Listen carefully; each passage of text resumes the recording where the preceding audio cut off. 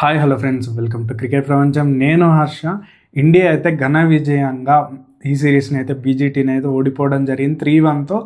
10 years తర్వాత BGT సిరీస్ని మనం చూసుకుంటే కనుక ఆస్ట్రేలియా ఓడిపోవడం జరిగింది. నాకు తెలిసినంతవరకు అయితే ఈ సిరీస్ని ఓడిపోవడానికి one of the main reason వచ్చేసి వాషింగ్టన్ సుందర్ అండ్ జడేజా.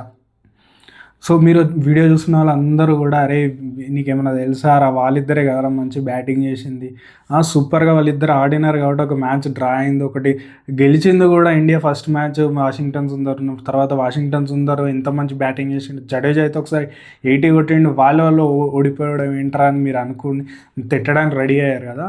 నేను మిమ్మల్ని కూడా ప్రూవ్ చేస్తాను, మీతో కూడా అనిపిస్తా జడేజా అండ్ మనకు వాషింగ్టన్ సుందర్ల వల్లనే ఈ సిరీస్ ఓడిపోయిందని మీతో కూడా అనిపిస్తా.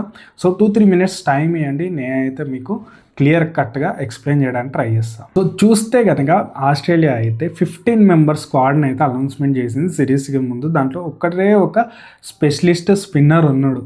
సో దాన్ని బట్టి క్లియర్ కట్గా ఆస్ట్రేలియా ఇన్ఫర్మేషన్ ఏముందంటే ఇక్కడ ఉండే పిచ్చులు అన్ని పేసీ పిచ్చులే, స్పిన్నర్లకు అనుకూలించవు అనేది వాళ్ళు క్లియర్ కట్గా చెప్పడం జరిగింది. అండ్ ఆల్సో మ్యాచ్కి 1 day ముందే వాళ్ళ స్క్వాడ్ని కూడా అనౌన్స్మెంట్ చేస్తారు, ప్లేయింగ్ 11ని. సో వాళ్ళు క్లియర్ కట్ ఇన్ఫర్మేషన్ 5 matchesలో ఒకే స్పిన్నర్ని, స్పెషలిస్ట్ స్పిన్నర్ని ఆడించారు, అది క్లియర్. అండ్ ఆల్సో మీకు ఇంకొక క్వశ్చన్ వేస్తాను, మీరు ఆన్సర్ చేయండి. ఏంటంటే ఈ ముగ్గురు బౌలర్లలో 1, 2, 3 ర్యాంకింగ్ మీరు ఎవరిస్తారు ఆస్ట్రేలియాలో చూసుకుంటే కనుక? ప్యాట్ కమిన్స్ ఏ అనుకుంటే, బి వచ్చేసి బొలాండ్, సి వచ్చేసి కమిన్స్. మీరు ఈ ముగ్గురులో 1, 2, 3 ఎవరికి ఇస్తారు? మొత్తం పర్ఫార్మెన్స్ చూసి అయితే కామెంట్ రూపంలో తెలియజేయండి. నేను ఆలోచిస్తే కనుక నాకే డైలమా ఉండే, అసలు బోలాండ్ చూస్తే కానీ లాస్ట్ మ్యాచ్ మంచిగా వేసిండు, బట్ కమిన్స్ స్టార్టింగ్ నుంచి మంచిగా వేసిండు. బట్ మిచెల్ స్టార్క్ చూస్తే కనుక జైస్వాల్ ఇంపార్టెంట్ వికెట్ తీసిండు. అసలు 1, 2, 3 ఎవరికి ఇవ్వాలనే డైలమాలో నేనైతే ఉన్నా. సో మీకు క్లారిటీ ఉంటే ఇవ్వండి. బట్ ఇంకా సింపుల్ క్వశ్చన్ వేస్తాను చూడండి. 1, 2, 3 బౌలర్స్, ఇండియా బౌలర్స్ పర్ఫార్మెన్స్ని బట్టి ఎవరు ఇస్తారు? నేను ఆప్షన్ లేకపోయినా మీరు చెప్తారు. Bumrah first, second Siraj, third ఎవరండి? థర్డ్ మెన్షన్ చేయండి. థర్డ్ కూడా ఎవరు? థర్డ్ బౌలర్ ఎవరు తెలుసా? Prasidh Krishna third highest wicket taker, 6 wickets తీసిండు లాస్ట్ మ్యాచ్లో అది.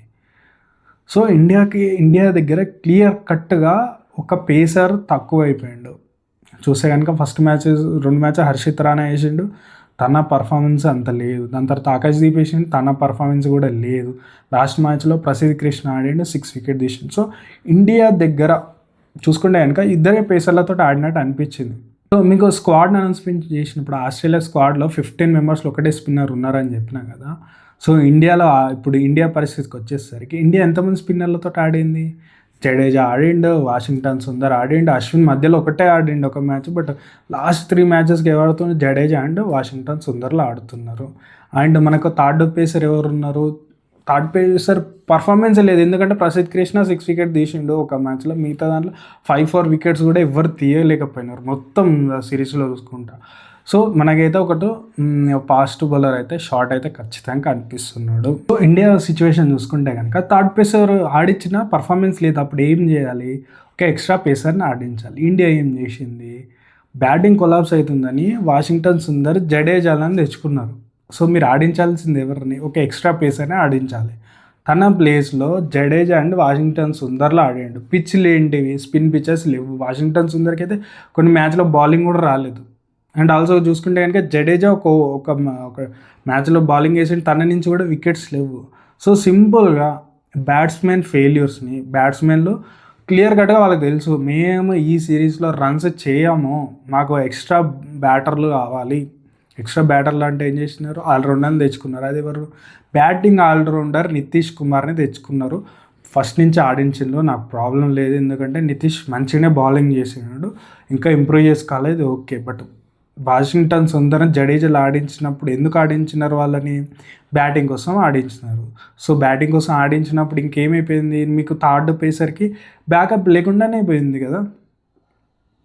సో బ్యాటర్లు చూసుకుంటే కనుక గిల్, జైస్వాల్, కేఎల్ రాహుల్, రోహిత్, విరాట్ కోహ్లీ, తర్వాత చూసుకుంటే పంత్, తర్వాత ఇప్పుడు Jadeja and Washington Sundar, NKR, 8 మంది బ్యాటర్లు కావాలి ఆ టెస్ట్ మ్యాచ్కి. సో బ్యాటర్లు చూసుకున్నా కూడా ఈ సిరీస్ మొత్తం బ్యాటర్లో ఆడింది ఏం లేదు, టాప్ ఆర్డర్లో ఆడింది ఏం లేదు. సో మిడిల్ ఆర్డర్ కదా మొత్తం ఆడింది. ఎన్కేఆర్ ఒక మ్యాచ్లో కొట్టిండు, జడేజా ఒక మ్యాచ్లో కొట్టిండు, వాషింగ్టన్ సుందర్లో ఒక మ్యాచ్ కొట్టిండు. వీళ్ళ ఇంక్లూజన్ చేసుకున్నారు ఎందుకు? బ్యాటింగ్ని స్ట్రెంగ్తన్ చేసుకోవడానికి. బట్ బౌలింగ్ పరిస్థితి ఏమైంది?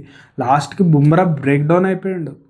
చూస్తే కనుక 150 overs అమ్మ మనిషి వేస్తాడు. 4 నాకు తెలిసి 4 మ్యాచెస్, 5th మ్యాచ్లో నాకు తెలిసి 10 overs వేసిండు. మిగతా 4 innings 150 overs వేసిండు బాస్. మళ్ళీ చూస్తే సిరాజ్ కూడా 156 overs వేసినాడు బౌలింగ్. సో మీరు బౌలర్స్ మనకు నేనేం 15 squad చెప్పింది అందుకే ఆస్ట్రేలియా 15 squad ఎందుకు చెప్పిన అంటే అది బ్యాటింగ్కి అనుకూలించే వికెట్ కాదు, బౌలింగ్కి అనుకూలించే వికెట్స్ ఉంటాయి. మీరు ఫాస్ట్ బౌలర్ నేర్చుకోవాలి. ఒక ఎండ్ నుంచి బుమ్రా వేస్తాడు, ఒక నుంచి సిరాజ్ వేస్తాడు, ఇంకో ఎండ్ నుంచి ఎవరు వేయాలి? మనకు థర్డ్ బాల్ ప్రాబ్లం ఉంది. సో ఎన్కేఆర్ అంతో ఇంతో ఓకే అనిపించినాడు. బట్ మిగతా ఒక బౌలర్ ఎక్స్ట్రా బౌలర్ తెచ్చుకోవాలి. ఏ ప్లేస్లో తెచ్చుకోవాలా?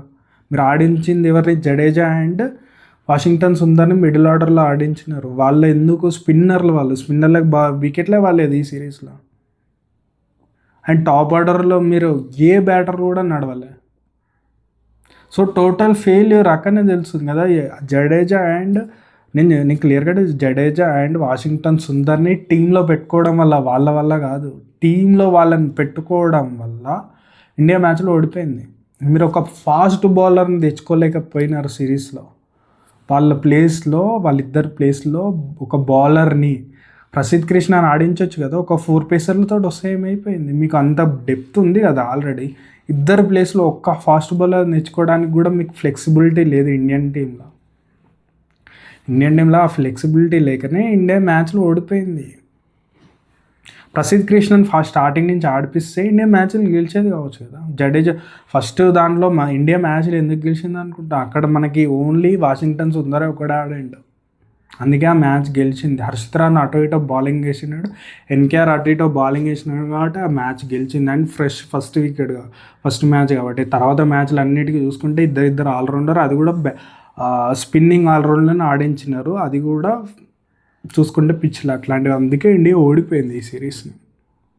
సో వాళ్ళ వల్ల అంటే వాళ్ళు టీంలో ఉండడం వల్ల మీరు టాప్ ఆర్డర్ నుంచి ఎవరిని తీయడానికి వాళ్ళు రెడీ లేరు.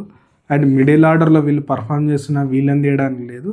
మొత్తం బర్డెన్ వచ్చేసి బుమ్రా, సిరాజులు తీసుకున్నారు. బుమ్రా అయితే బ్రేక్ డౌన్ అయిపోయినాడు. ఆ ఇంజురీ ఎంత రికవర్ అవుతాడు ఏంటి తెలియదు. ఒకవేళ పెద్ద ఇంజురీ అయ్యి ఉంటే అసలు 1 year మళ్ళీ రాడు బయటికి బుమ్రా. సో మన బ్యాటర్ల ఫెయిల్యూర్ వల్ల ఇండియా ఈ సిరీస్ని ఓడిపోయింది. బుమ్రా మీద మెయిన్గా బర్డెన్ అనేది పడింది. ఇది వీడియో నచ్చినట్లయితే ఖచ్చితంగా లైక్, షేర్, సబ్స్క్రైబ్ అయితే చేసుకోండి. సో ఇండియా మెయిన్గా ఓడిపోవడానికి రీజన్ వచ్చేసి 4th పేసర్ లేకపోవడం అనేది. థర్డ్ పేసర్ లేడు, ఒక ఫ్లెక్సిబిలిటీగా తీసుకోవడానికి కూడా వాళ్ళు రెడీ లేరు కాబట్టి ఇండియా అయితే మ్యాచ్ను ఓడిపోయింది.